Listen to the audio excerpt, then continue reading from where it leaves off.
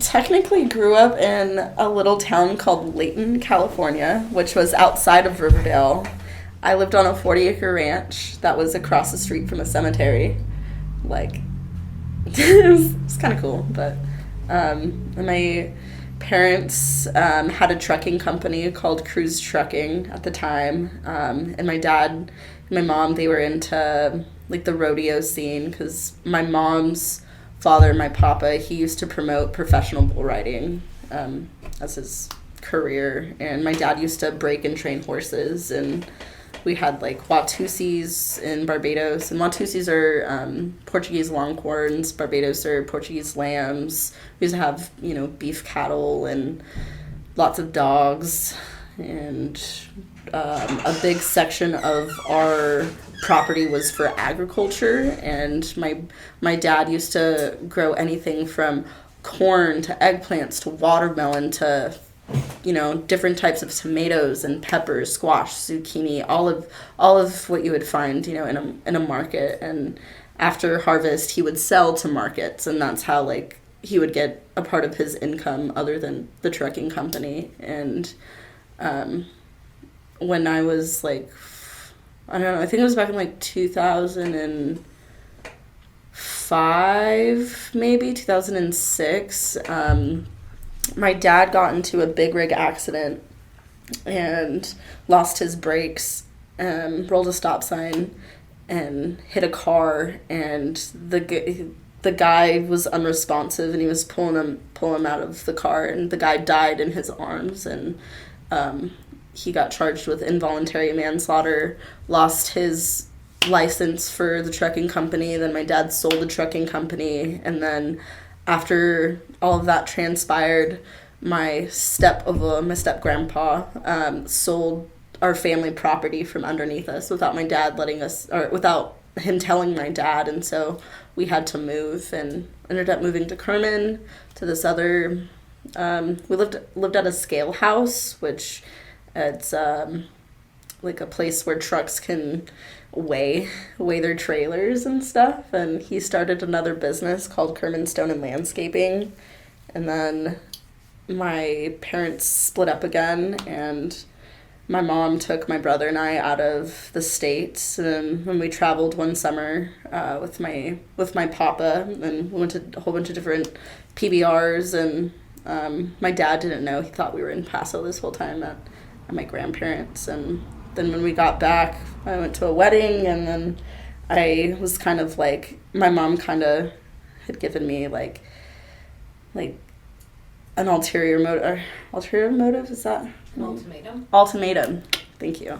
If you don't want to live with me, don't expect me to be there in your life. Don't expect me to, just don't expect me to be in your life. And as a fourth grader, I was just like, I want my mom. Of course I want my mom. And then I realized, like, my mom's not, because my mom's bipolar, and she's a little crazy and out there. And realized that wasn't the best situation, and she couldn't afford to live by herself. So she ended up getting back with my dad, and we moved to a few different places, and then ended up back we lived in Atascadero after some other shit happened. And then my mom used, she had like a snap, and she blamed a family situation on me, which I was like, had nothing to do with. And like in this manic episode she was having, she like threw me out and like just gave me those same words, don't expect me to be in your life, and just like broke me fucking down. And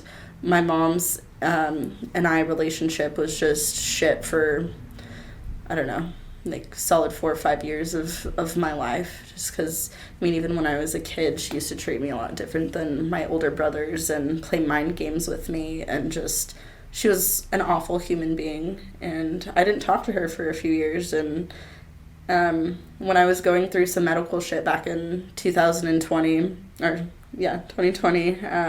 moved to Paso with her, and decided like, hey, this is a safe space, I can figure out my stuff here. Well, she was going through a 4 or 5 year relationship that was just awful, and I felt like I was kind of called there to help her, because I ended up helping her get this awful man out of her life with, a restraining order and just a lot of shit. And after this man was out of her life, her perspective of life had changed, and our relationship had changed, and it definitely grew. And I understand how my mom is now, and she's never going to change because she is bipolar, and she's not medicated or anything like that, and she medicates her own self, with pot, and she drinks Modelo's. But yeah, it's evolved. I don't know. I've gone through some shit, and I've been through some shit, but everybody goes through life shit, You know how you said you were living at the Skell house? Yes. That'd be funny if they're weighing charcoal, and they're like, we need 15 more pounds or something, and then they would throw you in the bin of it. Oh my God. And then the weight would go up or something. No, it's not like that. It's not like that at all. And Interesting hypothetical. you'd come out just covered in charcoal. Oh my gosh. But that would fit you. This is you. This is your life. This is what you do. This is who you are. This is how it was destined to be. Someone with the earth, man. Not even that. You just have to take the ball and run with it. I don't know what your ultimate goals are, but just fucking keep doing you. Thank you. And honestly, that's the thing. You might, your ultimate goals, it might not even be anything that you'll ever know. Or ever will know. You're here to piece together other people's lives without you knowing it or without them knowing it. But your presence was what certain people needed to establish themselves and have them do stuff. Those completely bigger picture. Definitely. And again, you don't know this, they don't know this, but you were here, and if you weren't here, none of certain things would ever have happened. But for the world to be a better place, you had to be here yourself. And I'm down in on that if you are.